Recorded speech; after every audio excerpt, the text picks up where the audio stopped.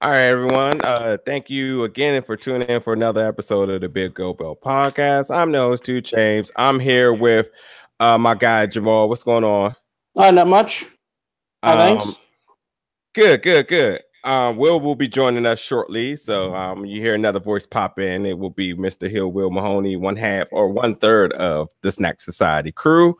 But again, special episode tonight. We have a special guest, one of my favorite wrestlers right now, and Miss Christi Jaynes. What's going on, lady?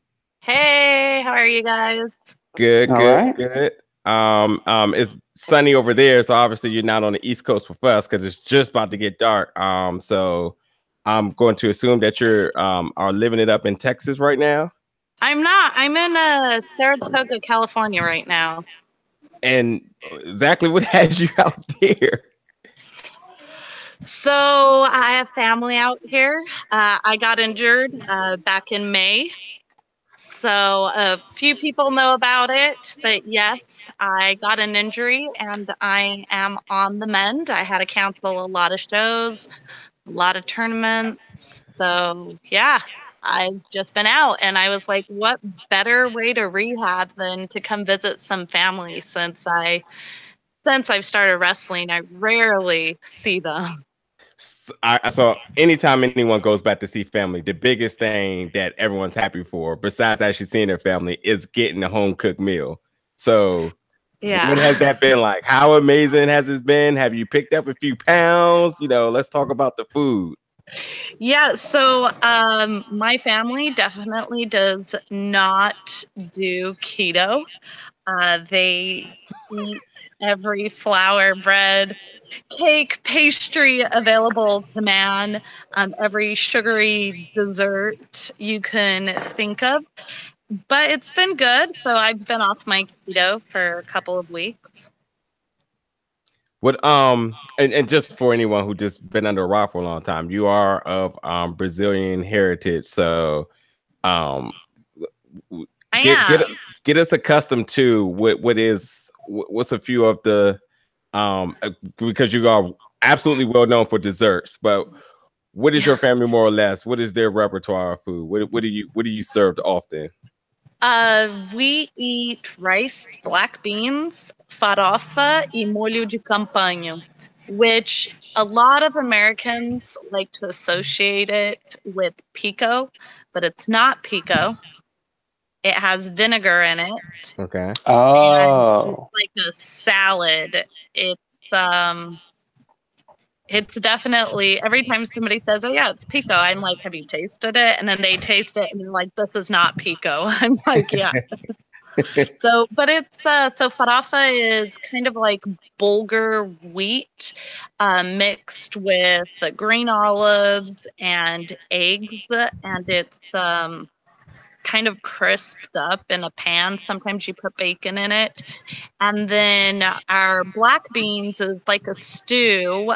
It's not feijoada. Feijoada is our country's main dish. And we put like pig's nose in it, the hooves, the tail, ears, all the great stuff. It Hmm. actually goes back to when Brazil had slaves and the rich would throw away all the good parts. To me, it's the good parts of the pig, and they would just eat like the spare ribs and like the backstrap and all that stuff, and they'd throw everything else away. So we would go into the kitchens, and instead of throwing it in the garbage, we would take it home for Right. us. With the rice and the black beans, we'd add a whole bunch of water and spices and throw all of that yummy goodness into the Yeah. beans, and that's what we ate for a Yeah. month. Nice. Yeah. Um.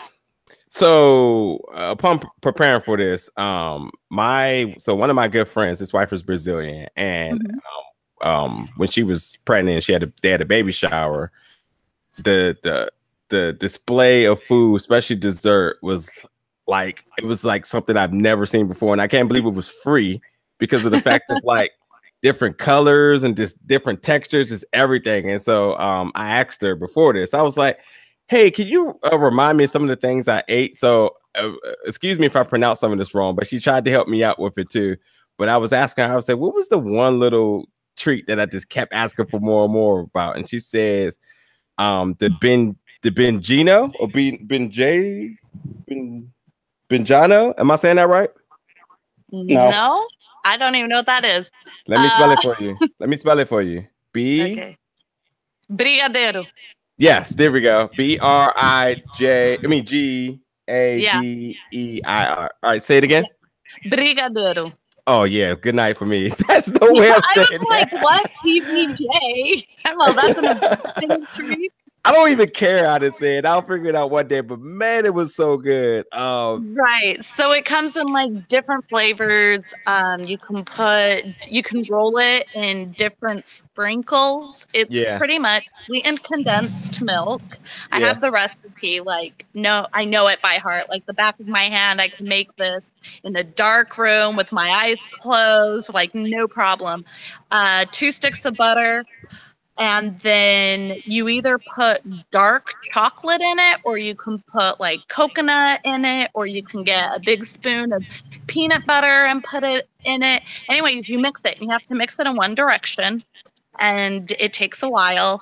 And then eventually, you don't want it to caramelize because that's how you make caramels. So you do it until you flip the pan on its side and it folds down. So that's how you make it. It's all sugar and butter, and yeah, that's it. I'm just saying. Let me just let everyone know I had to leave my house because it was really, really loud. Brazilians talk on a different level, and everyone thinks we're fighting and screaming when we speak Portuguese, but we're not. We just talk really loud. So I came to the school across the street, and so there's like kids and teachers running around yelling at them, which is a lot quieter than where I was. We appreciate the professionalism that you're displaying right now. I mean, to be honest, it really sounds like a black household. I was just about to say, there's nothing different than that than a cookout for us. Yeah, it sounds like a cookout. I mean, honestly. But we really are fighting. That's the difference. Yeah, I mean, I feel like if I would have stayed there, I could have probably found a closet for maybe 5 minutes until my aunt or like my cousins were to show up, and then they totally take over your podcast, and you guys would just have to like cut the whole podcast. Look, if they are offering food and recipes, I mean, they are absolutely welcome. But it looks like you have that covered. Yeah. Two other things, because I'm just not going to try to pronounce this now. So I'm gonna slowly spell it out, and then you just tell me what it is. Because it was 2 other things she said I was going crazy for. This one is spelled COXINHAS. Coxinha. Yeah. Coxinha de frango. Yes. Yeah. And those are like little chicken, kind of like everyone knows what an empada is. Hold on, let me say it with an American accent. Empanada. Yeah. Right? Oh, yes. yeah. Yep. So it's kind of like that, but they're in a tear shape. Yeah. And they put chicken on the inside of it. Yep. And then the last one is FEIJOAO. Oh, I mean, I'm sorry. FEIJOADA. It's feijoada. Yeah. Okay. So that's our traditional Brazilian dish. That's what I was explaining at the beginning. Yeah. Okay. Gotcha. Yeah. So dinner over at the Jaynes place. Right. That's worth a flight for sure over to California. Right. All right. So enough about food because I'm getting hungry and distracted now. Let's talk about the injury a little bit. So you did say it happened a couple of months ago. Exactly what was it? I know we talked about it a little bit, but it was a leg injury, and apparently before, at least you gave me the feeling it seemed to be severe. But you're being booked for a show in July already, which means that either you're like a mutant or had some type of next level procedure, or it wasn't as bad initially. So again, I'm a superhero. I mean, what would you expect from Pow? From Pow Meow. Yeah. I'm definitely a superhero. No, actually, the advances in technology are amazing. I had a friend a few months ago reach out to me and tell me that he was looking into stem cells. So you can get stem cell in the USA. It is not covered by insurance. Your office visits are, but the actual procedure is not. Okay. And for everyone out there going, oh my gosh, he's killing fetuses to do stem cell. That is not how stem cell is done in America because of all of the debate on it. Stem cell can actually be harvested from an adult's bone marrow. So every time I go in and have a procedure, they drug me up pretty good. I have to be awake. Okay. I lie on my stomach and they take a drill and they drill into my hip from the back and they extract some of my bone marrow and they take it into a laboratory and they spin it and then they inject it directly into my ACL ligament. And within 6 weeks, my ACL has fully fused back together. And it is done. I get one more treatment on the 27th, and then I'm done. I have a fully fused ACL when I had a partially torn ACL. So Holy hell. is that crazy? That's nuts, right? So I had quite a bit of savings put aside, and I was able to find a doctor that is the lead pretty much in stem cell. He travels all around the world teaching different doctors of new techniques, new ways to apply stem cell. And he actually lives in Austin, Texas. So I am Oh wow. flying back home to get this procedure done. It's right around the corner from my home. I do have to walk on crutches, though, immediately after it is done and the next day, because when an ACL grows back, it is like a baby ACL. You know how when babies learn how to walk, they're kind of not sturdy, a little unstable. So when the ACL regrew back together, it's like a baby ACL. It's a little unstable, unsturdy. That's why I had to take such a long leave Yeah. from wrestling. But yeah, I will be at Fest Wrestling on July 21st with my brand new ACL. Okay, so the only issue with that is almost the very last thing you said when you say I had to take a long leave of absence from wrestling, because that is absolutely false. So if I'm not mistaken, it's been 1 month, this month, and then next month, and you're back. So you had a partially torn ACL, and you're returning back in 4 months. We'll just say, granted. Yes. So I tore it back in May. Okay. And I was going to ask you, were you initially aware? I mean, were you initially aware when it happened? Okay. Yes. So they threw the X up and I couldn't walk. There is no way. The pain was so excruciating. I went to the hospital. They did not have an MRI machine there. So they just took x-rays of my knee and they said, oh, I think your patella's cracked. So I was prepared for the worst. Okay. That's what you was talking about. Yeah, Okay. I was terrified. So then I went and I got an MRI done. And they read my MRI and they said my ACL was completely torn, my patella was cracked, and my meniscus had a hairline tear in it. Jeez. So I thought I was done. I thought I was out for 6 to 12 months. I was like, I'm done. Like, I'm out of here. It's over for me, right? So I sent my MRI videos to 2 doctors. Dr. Ting in Fremont, California. He is world renowned for doing all of the Lakers surgeries. He did Barry Bonds.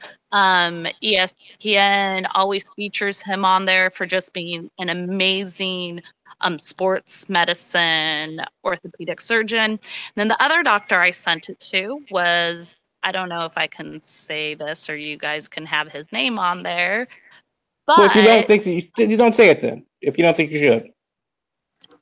I mean, he advertises it on his website, so I guess maybe. So there's this doctor in Alabama, and he does all the WWE. Oh, okay. Okay. Oh, that guy. Okay. That's why I'm like, I don't know if I can or can't. That's so fine. You're right. Maybe I we can put shouldn't the say. dots. Yeah. Everybody knows who he is. Yeah. Okay.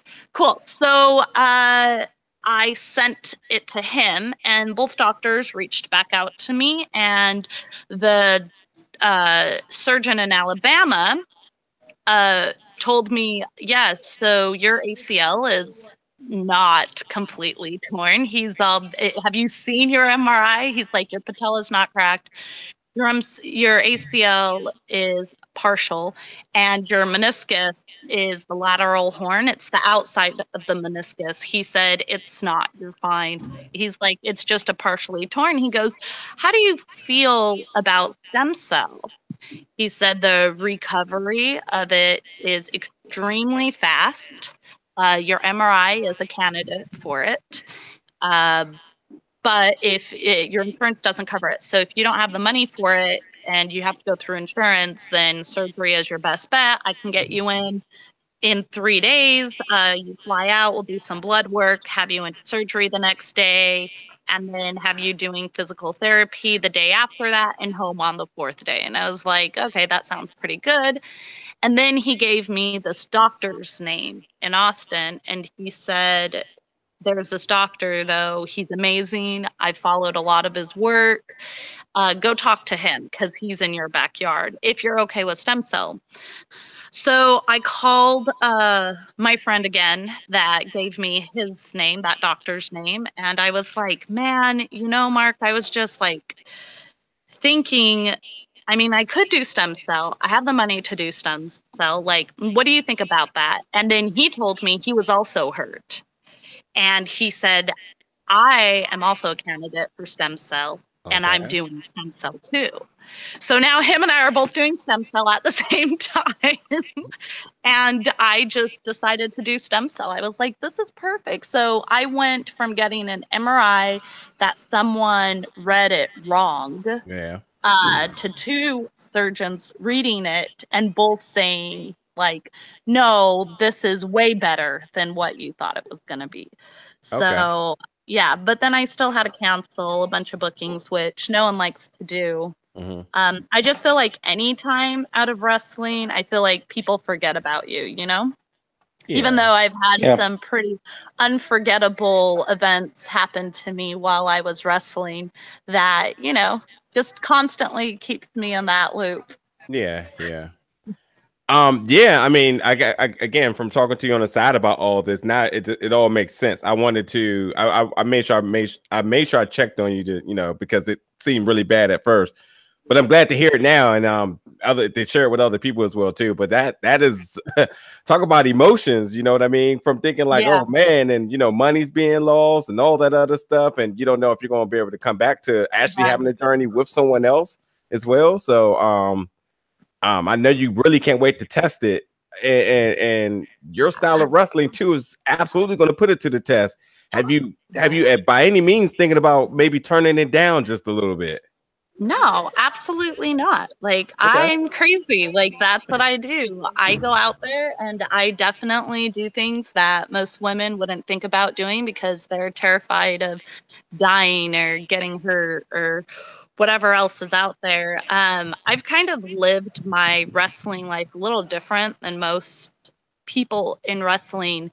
They get up and they said as soon as they graduated high school, some of them don't even, and they know that they're going to wrestle and that's what they're going to do. But coming from a third world country, my parents were always just gung-ho on all of us going to college and doing college. And we had our life had to be this certain way because the American dream was super difficult to achieve. And we all want to live that dream. So I had to go to college.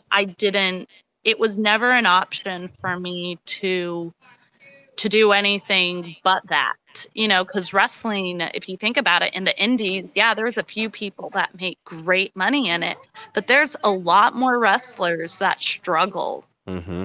And it's hard. Like, some of them have 2-3 jobs, and they live with 4 or 5 people, and it's really hard for them. And for them to get hurt and be out, it would be devastating to them. Like I said, I'm very fortunate that I had savings set aside that I can afford to get hurt and stuff like that. But yeah, I had a pretty dramatic event happen to me about 5 years ago. I almost died. I know a lot of viewers, if they've heard other podcasts before, they've probably heard me say this, but the doctors didn't know. They knew what was wrong, but they didn't know how to stop it.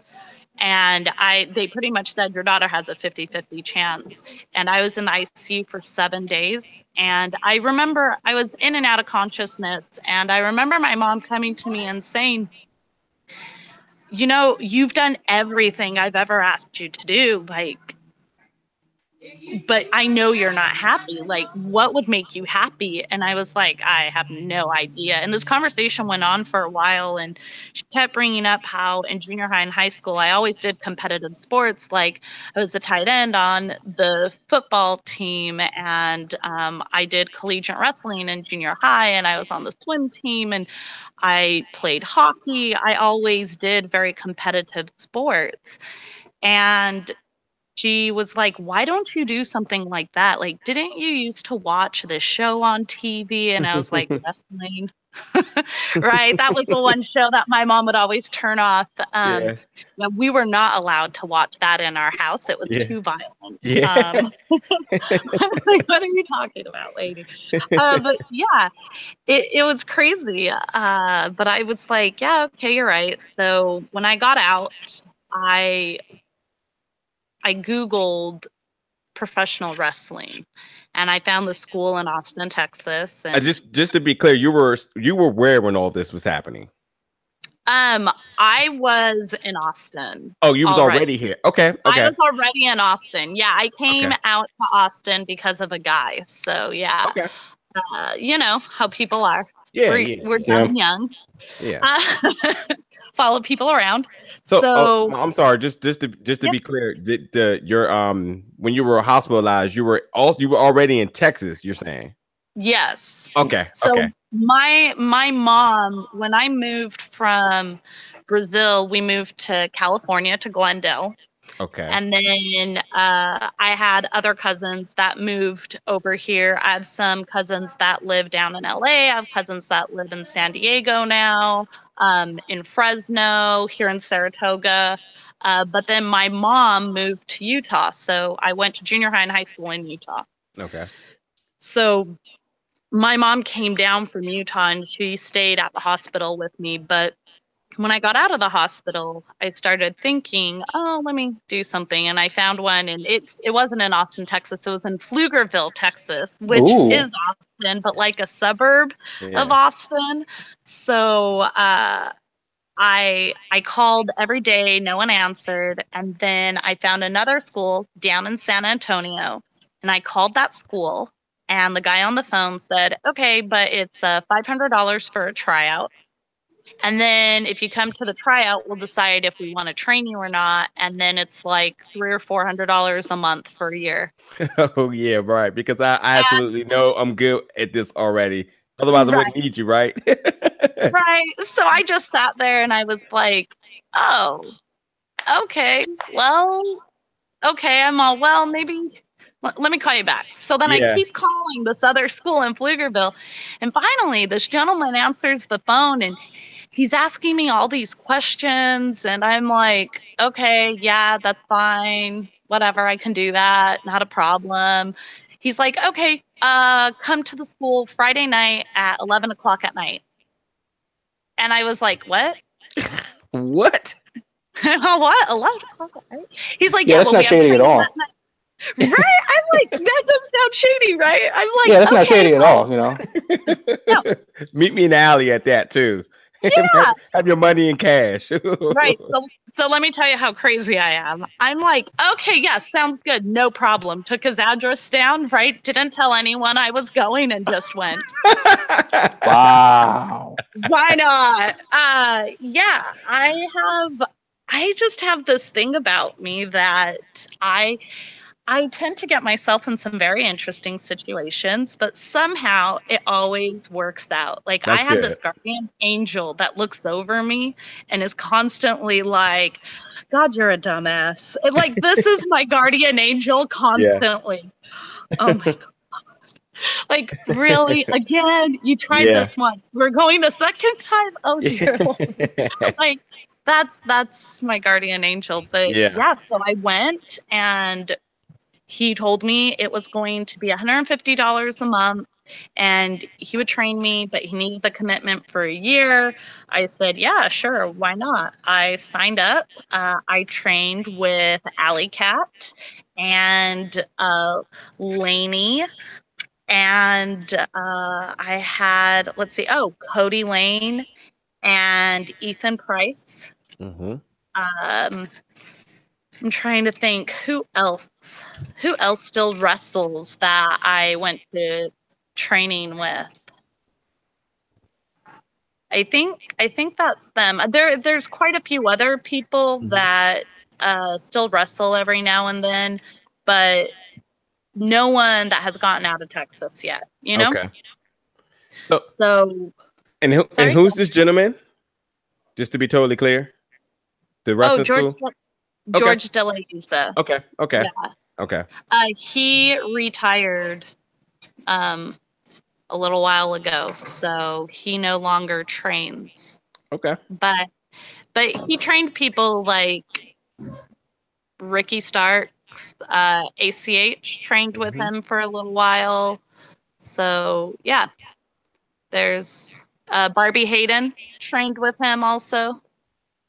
A lot of big names. A lot of people with a lot of color to their or we'll just say charisma to their characters. So I'm guessing the experience down there must be very vibrant. Yeah, I guess. I mean, everyone you name has a distinct character that's just like out of anyone else's, you know. I'm being attacked. Oh my gosh. Oh, we got it live. And oh my God. Once she's alive, Jamal, jump in there. I know I've been hogging up the questions. That was a bug and it was really big. I do not do well with bugs. Yeah. No, especially like the flying cockroaches. They have them in Mexico and Brazil, and those are Brazil's fun. the worst. Yeah, I saw one in Vegas, and I lost my mind. I was done the whole night. I was just done. I mean, to be fair, worse than Florida. Florida is on another level with bugs. I think it's the humidity. I think the more humid it gets, the bigger these like bugs like this. Oh, they thrive off of it. I would agree with you, but here in Washington, it's hideously humid, as bad as Houston. But we don't have the bugs the size of what they have in Texas and Florida. It's something in the water down there. Dude, it's gross. It's gross. Okay, so here's a funny thing. So Texas has these black crickets.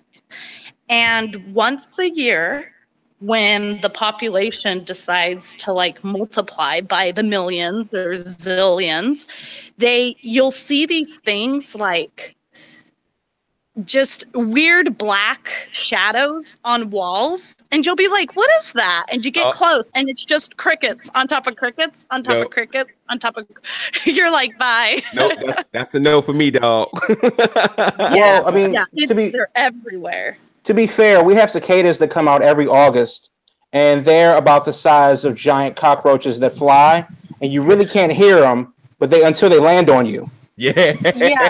No, thank you. So there is that. No, I'm out. Goodbye. I'm ready to talk about food again for all this. Right?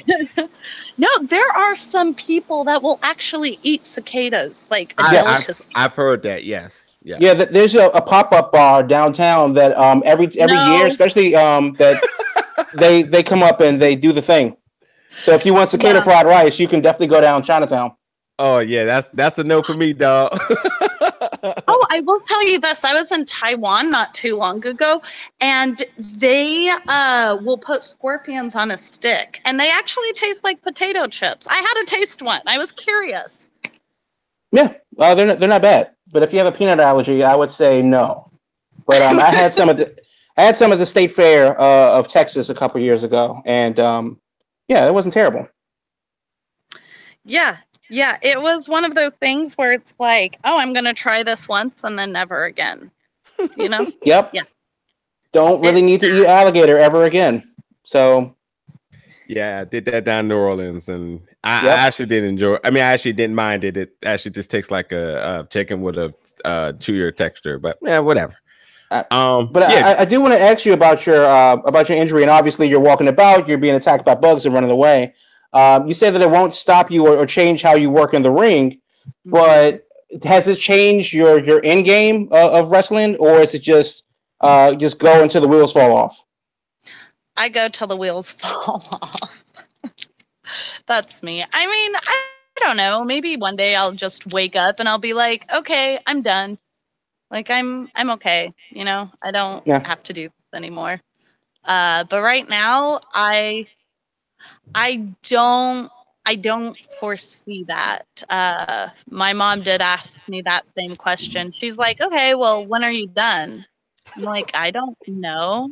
She's like, what? There's no retiring from this? I'm like, well, I mean, I think there is, but I'm not thinking about the end game. You know, I have my mind set and my sights set on bigger things than stopping. Yeah. So. Well, true, but it is the elephant in the room, and you'll be 30 before you know it. You'll be 40 before you know it, and then next thing you know, it's like, where did the time go? Yeah, on that note too, because I have not been able to pin down how old you are, because I have heard I've heard a rumor that I almost couldn't even believe. Especially looking at the pile of work that you've done thus far, but not because you never asked a woman her age, but there has been information out there saying that you are only 21 years old currently. So I am all right. So I'm really old. I will tell you guys this. I'm probably older than any female wrestler you guys know. But I'll give you guys a hint. And if you're really good at math, you can figure it out. Oh, here you go. I have my pen. Okay. Here you go. So on July 28th, I will be 24 years younger than Wonder Woman. And Wonder Woman is 5,458 years old. So you tell me how old I am. Sir? Did you do the math? Heard some of that. You said that. How old is Wonder Woman exactly? She's like 5,458. Okay. I'm checking with the nerds online. All right. What do they say? Because I need an exact age. So okay. you guys carry on, but I'll get back to you with math. I'm not going to say a lot. I'm just 24 years younger than her. Okay. So okay, carry on. I'll be back with math. He's like, we're doing it. Nonetheless, though, you've definitely been all over. Considering that you started, I may be incorrect here, but I know you've done Japan, you've done Mexico, you've been all over the United States. Yeah, it's actually amazing that in the short time I've been wrestling, that I've been able to travel to so many wonderful countries and promotions for wrestling. Again, I did not do it all on my own. I've had great wrestlers that have helped train me. I've had definitely made some very good connections, made some friends along the way, and then made friends that I thought were friends that turned out not to be my friends. Yeah. I think that's like that in any business. So, yeah, it's been really fulfilling. Like being out of the ring this long, I just feel like in a slump. Like, oh my gosh, it's not going anywhere. And I know the time frame for my recovery is minuscule compared to some other people.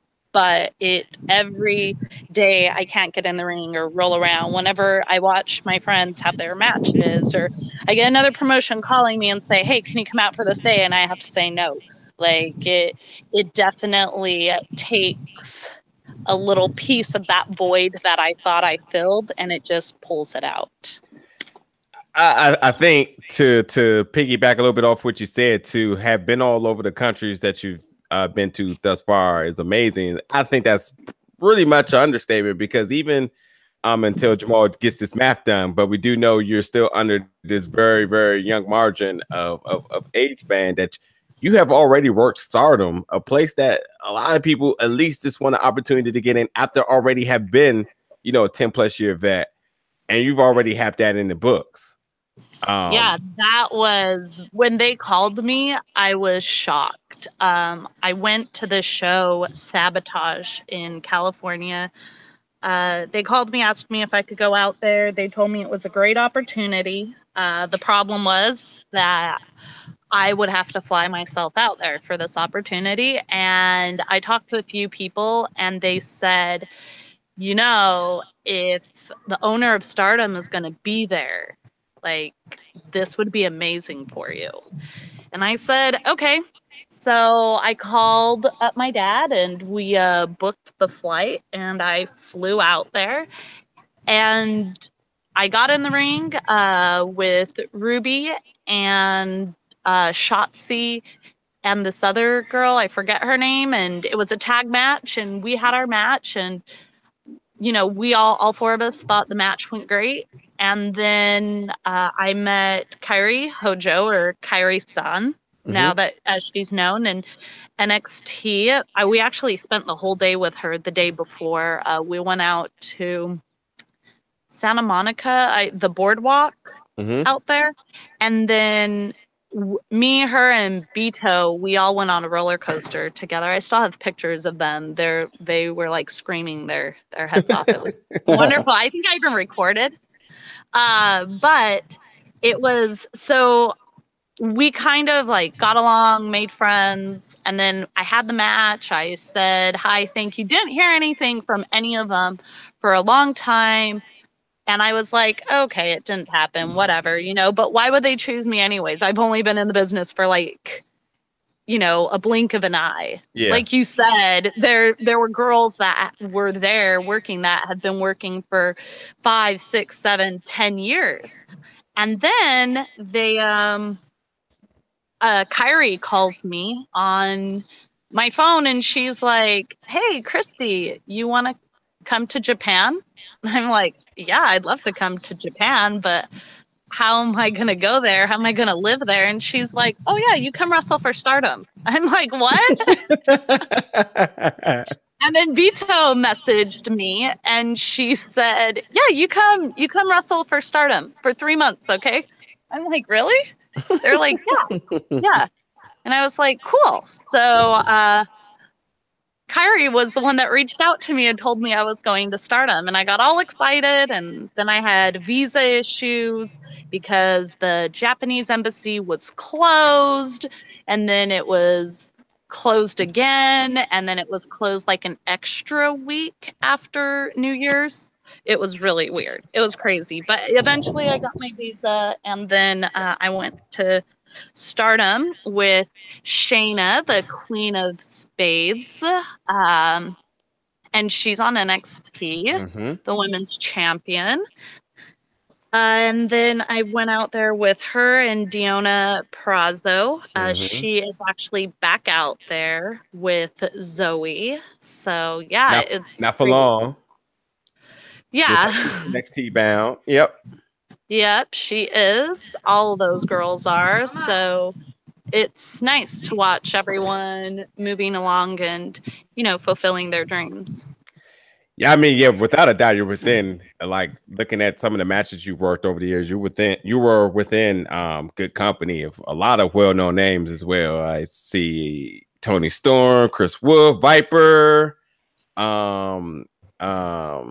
just tons of names of people. So it's absolutely was a very good opportunity that I'm glad came your way, and it definitely molded you into who you are today. You find any contrast in working in the Japan crowd and working American crowds and the Mexico crowds? Yeah, so for some reason, I feel really comfortable in Mexico. I feel right at home in Mexico. There's nothing. Every time I get in a ring in Mexico, I don't feel like intimidated or I don't get scared. I have this little thing called stage fright. I'm like the weirdest person people know, probably. I have really massive stage fright. Like I have this performance anxiety. So every time I get in the ring, I like start hyperventilating a little bit and I have to calm myself down. And it's gotten a lot better. When I first started wrestling, it was really, really bad to the point where my opponents would have to tell me to calm down. Yeah. So yeah, but now I think I've kind of working in bigger arenas like I did in Japan and now in Mexico. It's more of a calming, soothing effect. I had a few wrestlers tell me, oh, it'll come. You'll step in the ring and it'll be like a second home to you. They're like, you just got to give it time. So I think I've finally reached that. I'm afraid, though, now that I've been out of the ring for a little while, that my first match back, it's going to start all over again. But that's okay, because I'll have Allie and she'll calm me down. And it'll be fine. Will's finally joined us. What's up, dude? Yes, indeed. Finally made it in. But I've been listening the whole time, so I've heard all about how Christi Jaynes is apparently bionic. Yeah. Okay, so I have a friend that told me, they're like, man, you're like the bionic woman now. And I was like, yeah, I'm the bionic woman. And then this guy goes, you can't be bionic because you don't have any gear in you. Like, you need metal in you. You're not. I'm like, oh, dang it. So he's like, you can't call yourself bionic. You can't be the bionic luchadora. No, but that would have been awesome, right? Absolutely. I mean, you've been rebuilt. It's going to be bigger and better. So, I mean, yeah, onward and upward. Yeah, they told me it's going to be like it never happened. So most people that get ACL surgery, the chances of them re-tearing it are extremely high, like 65% chance, something like that. Like, it's really, really high. And then doing stem cell, because they're just regrowing it, it's like it never happened. The miracles of modern medicine leading to back to the ring and onward to new opponents and new places. I know. If it didn't hurt so much doing it, I'd have him do it on both of my knees. Just reinforce the left one, you know? Planning ahead. Man, but it hurts. It hurts. It really does hurt because you have to be awake for the procedure. Jeez. Yeah. No fun. But I'm also a baby when it comes to needles. Jamal, you figure out my age yet? Yeah, I did. I posted in the chat already. I can't see it. How do you see the chat? I'll take care of that. Modern technology. while we're fellas, get in there. Absolutely. Yeah. Right. I'm wondering this, considering all these, you have had such travels to so many different companies all over the world with such a wide variety of different wrestlers in so many different areas. Who? No. No. She said no to what Jamal guessed. Yeah. Okay. No. The infamous age question. Yeah. Does it matter? No. It's just the kudos of it's the wow factor, number one, especially from what I heard. And then the amount of territory you've already covered is like phenomenal. Right. So, right. That's all it is. What I'm wondering is, considering all the different people you've worked with and against and with in teams, who would you say has really raised your game over the last, I guess, maybe year or so, as you've been going to all these different places between Stardom and the Crash and all over the country? I mean, you're covering some road. You're covering a lot of road. Yeah. Who has raised my game as far as what? Who has taught me the most moves, or who has saved my life more than once? Wow. I can either or. The person that has saved my life probably more than once in the ring has been Ultimo Maldito. And he has recently just been on AAA. He wrestles a lot for the Crash. He's a luchador out of Tijuana. He has definitely saved my life more than once. A bunch of times where a lot of people were supposed to catch me when I would jump to the outside of the ring, and he has been the only one there. Yeah, so that was fun. A few times. He's an amazing luchador. I don't know why more people don't book him in the States. He's definitely worth the money and to pay for a plane ticket. But there's three people that have taught me a lot in wrestling as far as movesets and stuff goes. One of them is Daga. From Lucha Underground, AAA. He's been in the business for multiple years. He has definitely taught me a lot. He's not just taught me things in the ring, like moves and stuff, but has said a lot of really good things that always, every time he tells me something, it always makes me think. And I'm always like, okay, I need to do this. I understand why he's saying this. He is great. Someone else that has taught me stuff is, I don't know if a lot of you guys are familiar with him, but his name is Jojo Bravo. He's been wrestling for 12, 13 years. He's a really good wrestler. He has actually was the one that showed me and introduced me to Io Shirai and Stardom. So when I first started wrestling, he was like, I want to show you something. He's like, because I feel like when you're in Mexico, you wrestle more like these girls. He's all, but in America, you're so nice to people. I'm like, oh, okay.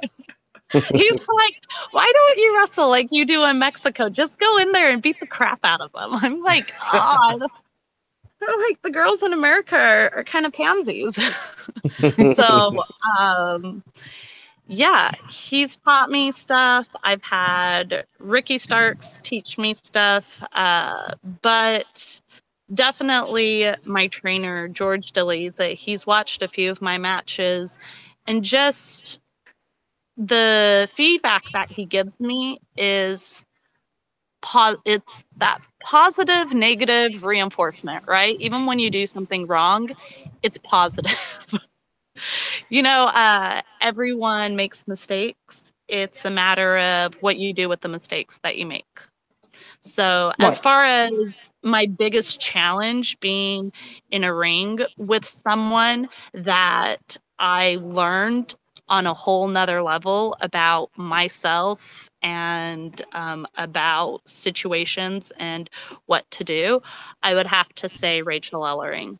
Definitely, she is she's amazing wrestler. She absolutely is. She has a lot of strength and a lot of power, and just not physically, but also the intimidation factor when you step into a ring with her is crazy. Like, every girl I've ever known that has stepped into a ring with her has had this same thing. Wow, it is so intimidating.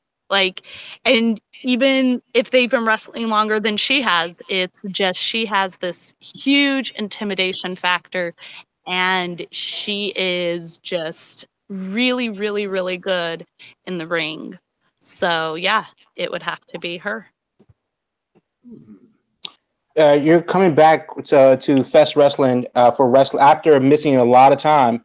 What's the one thing that you're looking? What's the one thing that you're looking forward to the most as you return to the ring? To being able to actually get in there and roll around and get back to the gym and work out. Just to be able to compete and to prove to not only myself but to everyone else out there that even though I have been out of the ring for a long time, that I can come back and stronger than ever. So I will actually be in Florida a few days before training with a few luchadors out there. So just so I can get my bearings back and under me. So I'm not going into Fest Wrestling. I'm prepared. I'm coming prepared. Now with backup. I'm bringing Allie. Gotta knock the ring rust off first. Yeah, exactly.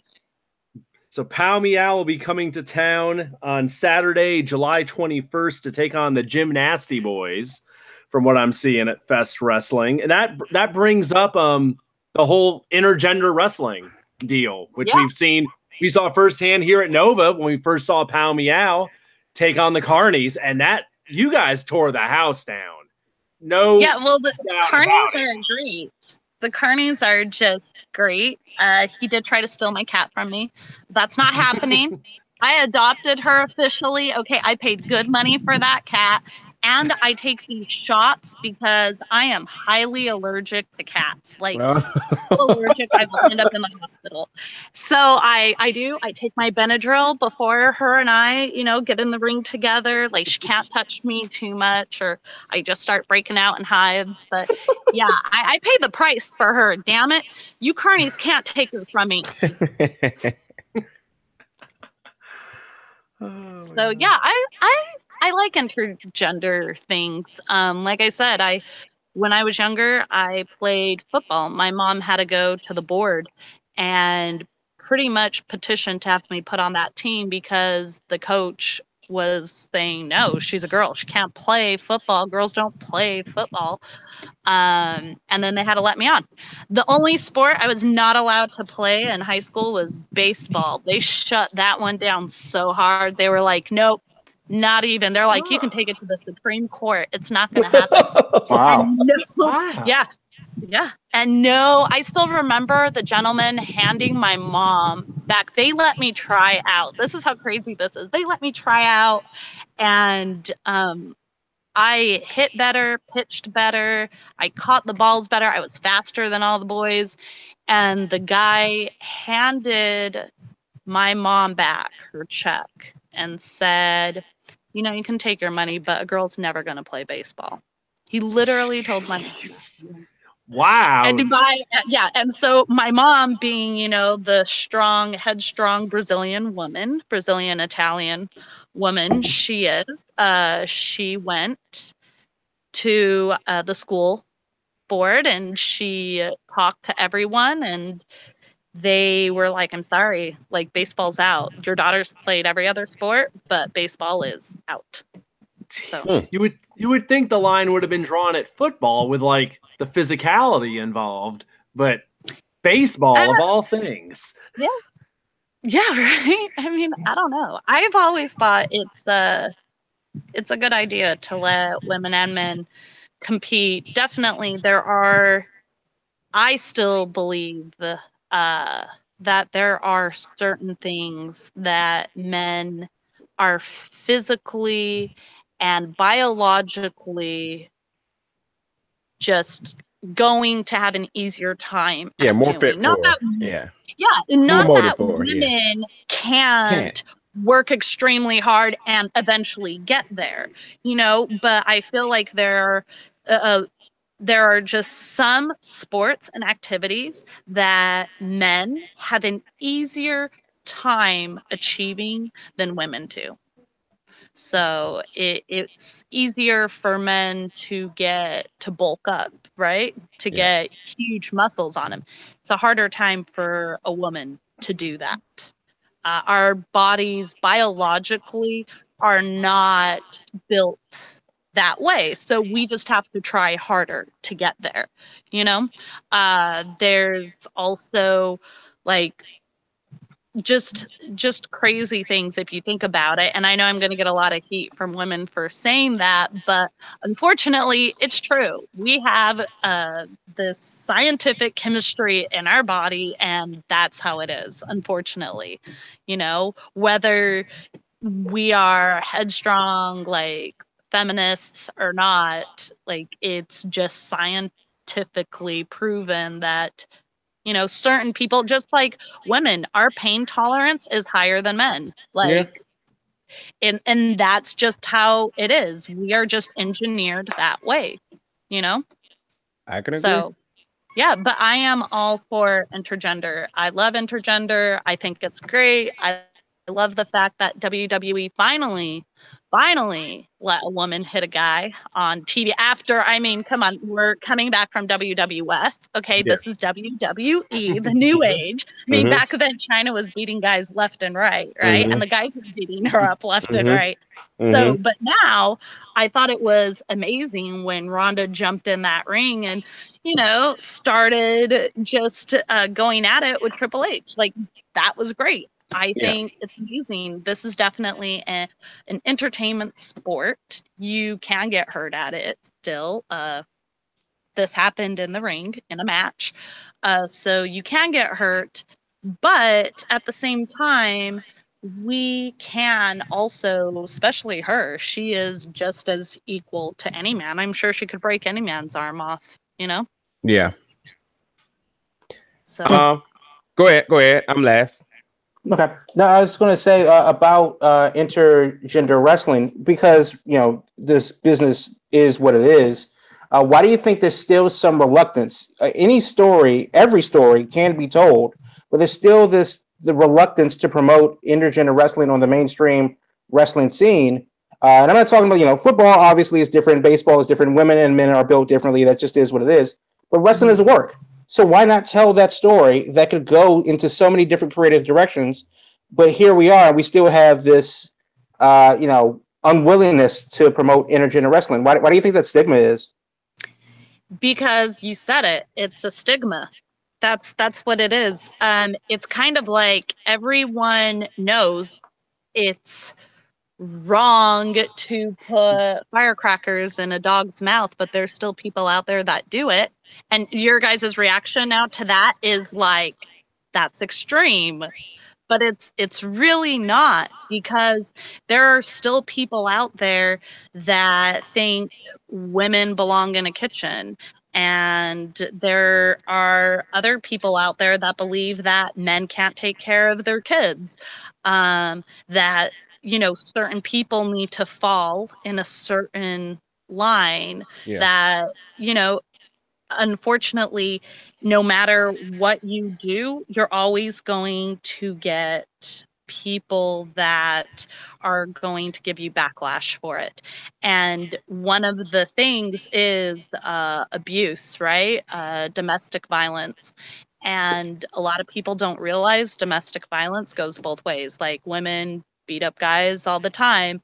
And it's still very much a huge thing in wrestling of this guy was beating up his wife, you know, oh, he grabbed her arm, domestic abuse. So I think for when people watch the intergender, they look at it and say, oh yeah, he would beat her ass because domestic violence, right? Let's say some girl said, oh, he grabbed my arm, that's domestic violence. They go down as like, you know, a guy that beats women up just because a woman said she was super uncomfortable because he grabbed her arm, or harassment, or, you know, who's to say that when there's an intergender match going on that, you know, one of the girls isn't going to say, no, he's been harassing me for a really long time and he purposely brushed my boob,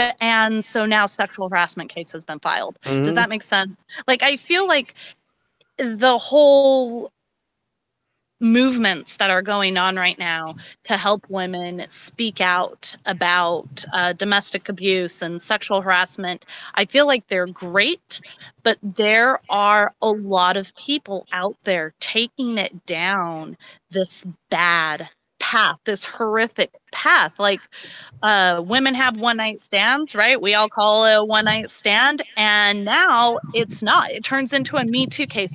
Yeah, I did say yes at the time, but, you know, after the next morning when I had to do the walk of shame and be like, what the hell did I do? Yeah. I decided to say I really didn't want to do it, and I was pressured into it.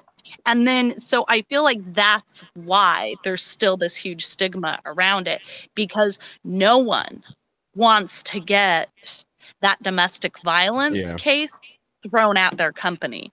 And it happens, and it's unfortunate that we have very vile people out there that are looking even for a 5-second fame, right?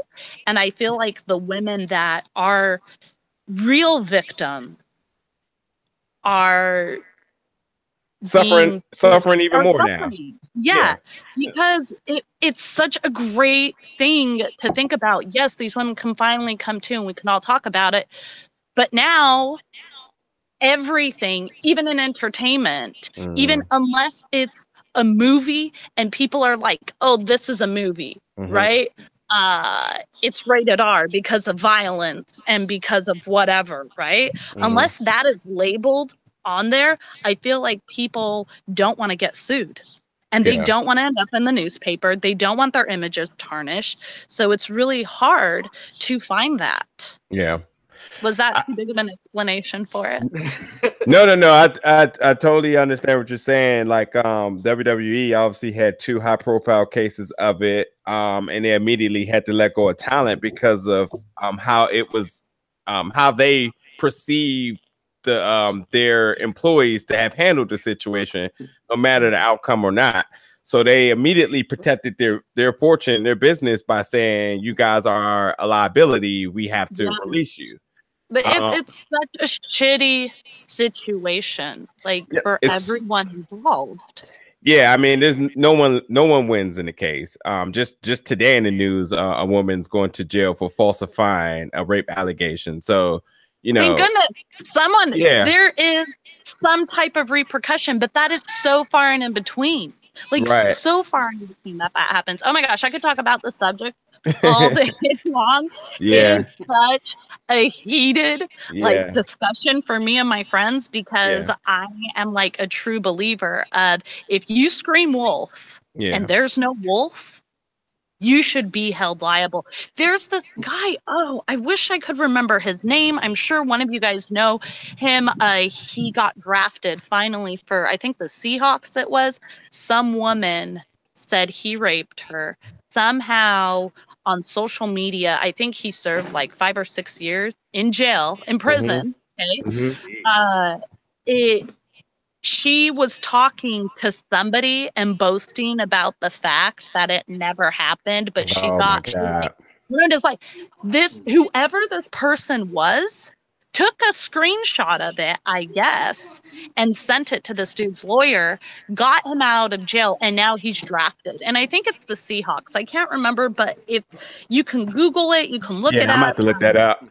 It's like, it's amazing. I don't know what happened to this woman, but I'm just constantly shocked at how many people falsely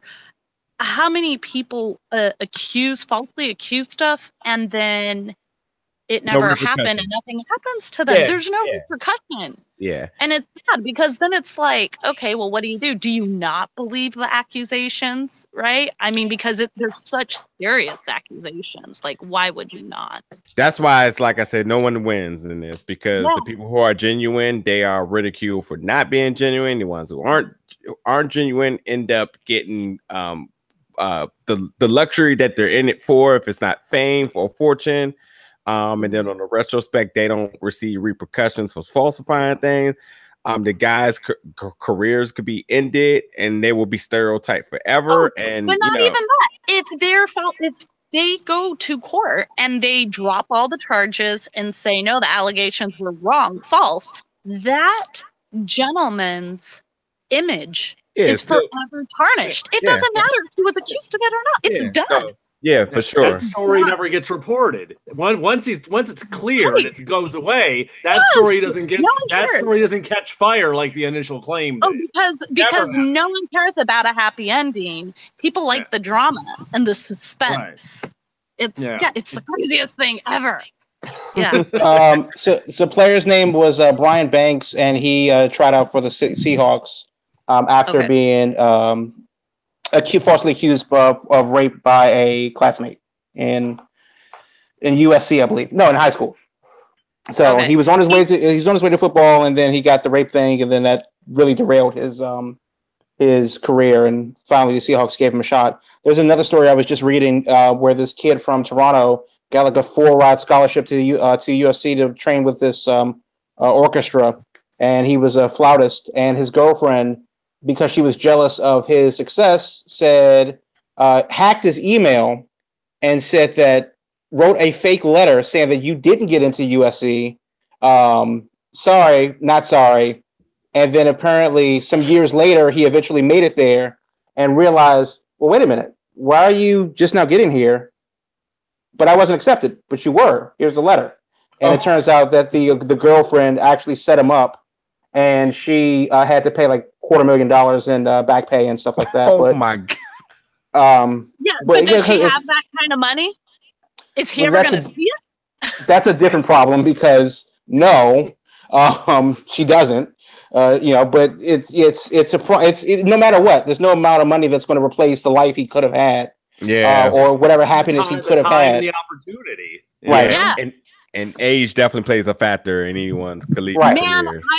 So that's why I say this topic is it's like, and then every woman you talk to, they're like, I'm not like that. I'm not vindictive. I would never do that. But yeah, like, I have girlfriends that are still like, oh, if my man ever left me, I would be his car. And I'm sitting here like, are you kidding me? Like, what's wrong, people? And like, that's the girlfriend talk is about as genuine as it gets. When the girls get together, there's no reason to have any cut cars. Like, no way. There are great women out there that would never, ever purposely go out of their way to ruin someone's life, no matter how miserable a guy made their life, right? Like, there are great women out there, but there are some women that are just like, oh, I don't care. I don't want you around me. So I'm going to say and do whatever I can to keep you like from achieving your goals. You know, I can feel the heat. Is it getting hot in here? Yeah, I was just thinking, like, glaring at me like she's a terrible person. She like thinks all these victims are liars. That's not it. That's not what I'm saying. People. Yeah, I was just thinking to myself, we're gonna have to come out with a new segment, Tea Time with CJ. Like that's a hit. Look, and I was telling Will before this too. I said, me and you talked a long time at the Making Towns Classic about subjects as this. So like I knew it was coming. I knew we were gonna get something really good soon. So, and I by no means I think it's a very, very, very it actually reflects a lot of what I think as well too on something. So yeah, by all means though. I just hate seeing. We just want people to do the right thing. That's it. Yeah. For how the world is rotating now, people are having opportunities to come out about things that they haven't been able to do it, and that takes a lot of courage. I mean, we can talk about Chris Hardwick's girl that just wrote this really compelling document against Mr. Chris Hardwick himself. I mean, this guy is every nerd's favorite guy, and he does all the talk shows on A&E, blah blah blah blah blah. And she puts out this really extensive article with evidence and pictures and all this other stuff. And like for her to have that courage to do so, knowing that, whenever you go against someone of any fame and any popularity, that you also go against their tribe as well, too. So like, while that takes a lot of courage for her to do that as well, too, there's also going to be people that's going to try to do the same thing for their own recognition. But she's doing it to help others, to bring awareness, let people know that this isn't okay, and that his current, and his ex-wife also had to deal with it as well. So it's plenty of good examples out there, but there are also equally plenty of bad people out there that's trying to do the same thing. Yeah, I think overall, you can't just look at one scenario and say that that's it. That's the basis for everything. Mia Yim has made a lot of her career and a lot of her notoriety, and with her put the put an ink on it campaign for domestic violence. Right, put a nail in it. That's what it is. Yeah. So there is that, but then there are also guys like Terry Crews, who you would never think that would be the victim of sexual assault or any type of situation like that, but that was a very real thing that happened to him. Yeah. I think Progress Wrestling kind of puts it best. Just don't be a dick. Yeah, and you'll go far. There goes Joey Ryan's career.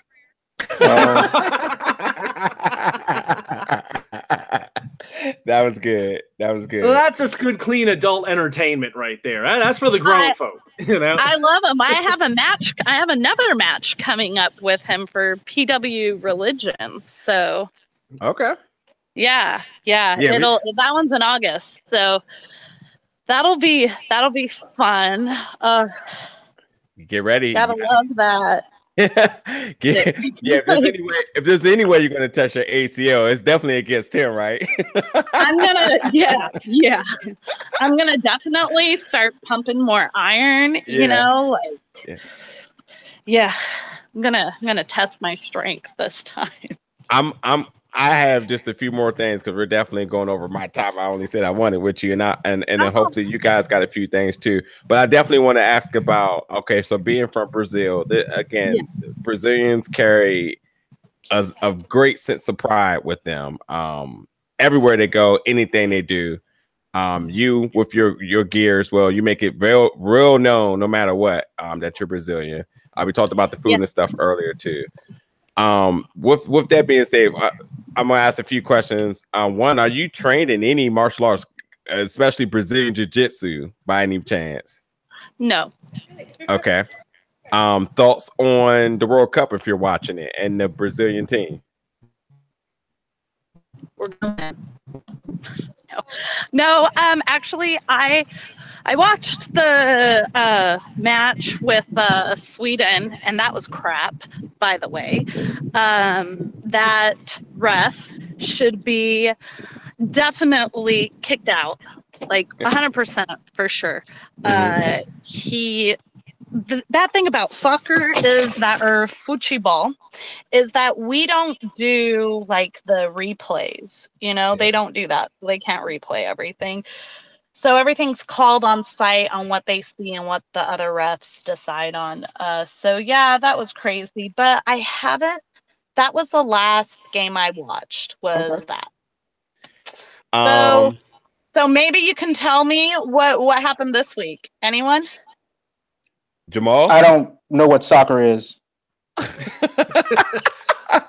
And I've only been following Germany, so I'm out of the loop. I haven't really seen anything since the weekend. Ooh, so how was that? Didn't Mexico and Germany go head to head? Yes, they did. Mexico showed up and came to play. They were amazing.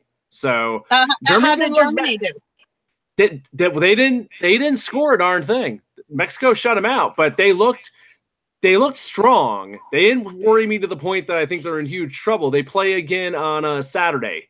Okay. So I think there's a good chance they'll be able to hopefully turn it around. I mean, it's not like they showed a lot of hustle, but Mexico showed up. Mexico really showed up, and if anything, maybe it woke them up. We'll see.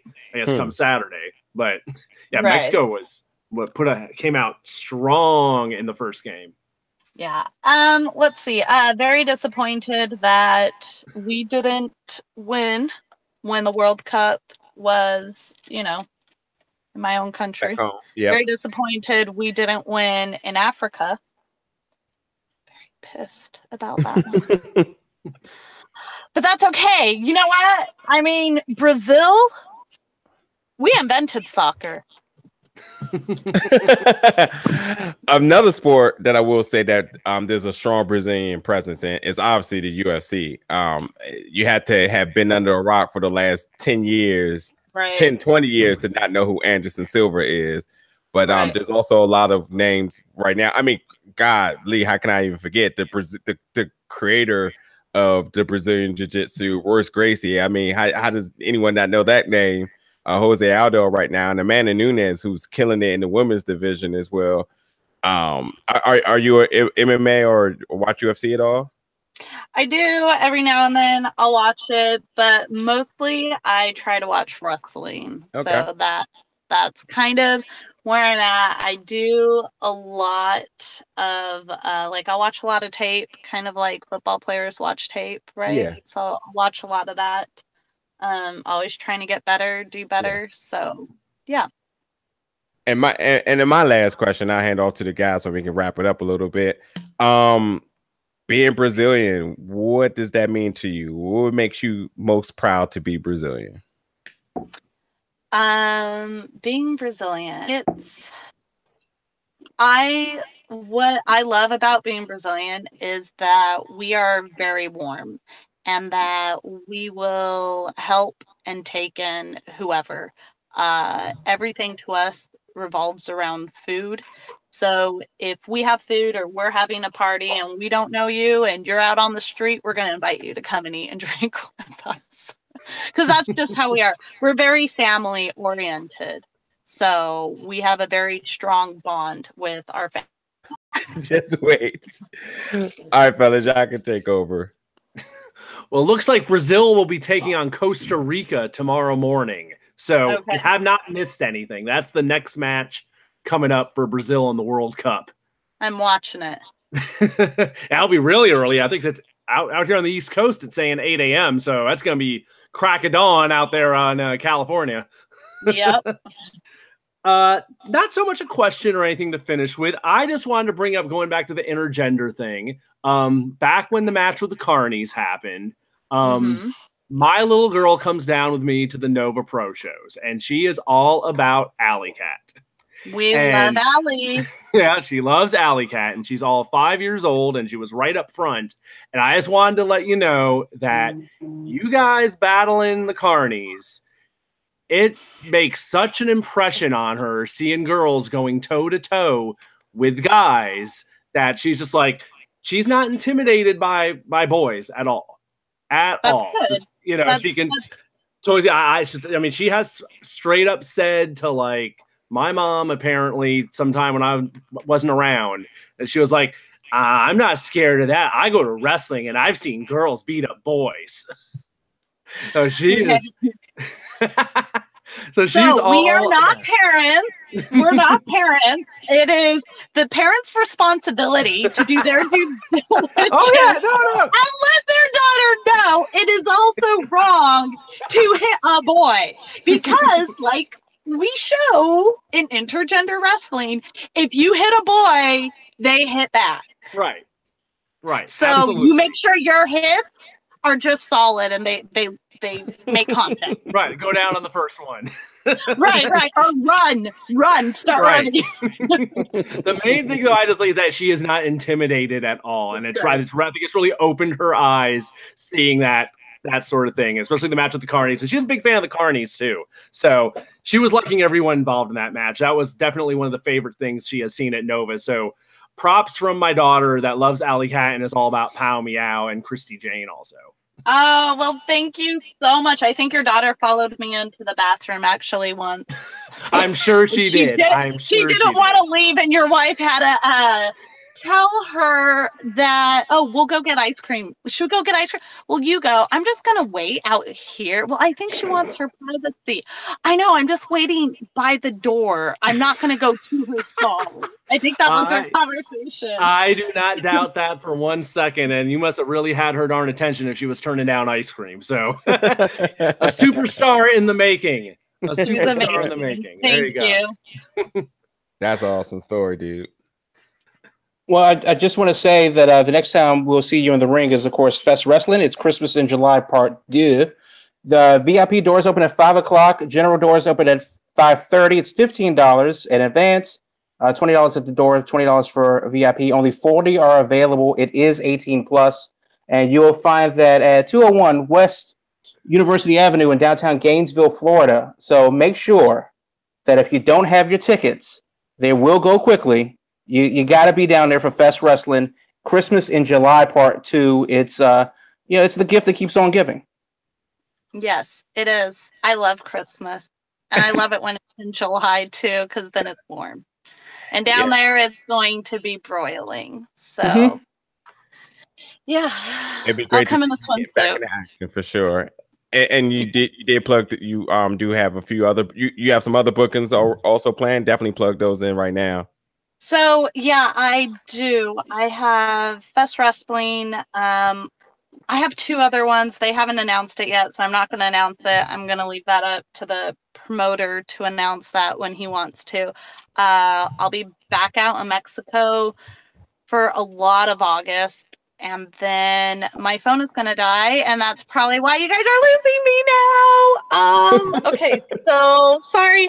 But yeah, so if you guys want to follow me on my social media, it is Christi, Chrissti, Jaynes, Jaynes. That's on Facebook, Twitter, and I am back on Instagram. Instagram finally gave me my account back. They had shut me down for like 3-4 days, telling me that I changed my password. It was a mess. So finally, after putting them on blast on Twitter, somebody finally, like twice, DMs me on Twitter from Instagram and says, "What do we need to do to get your account up and running?" I'm like, "I don't know. You tell me." You tell me. You work there. So yeah. Good stuff.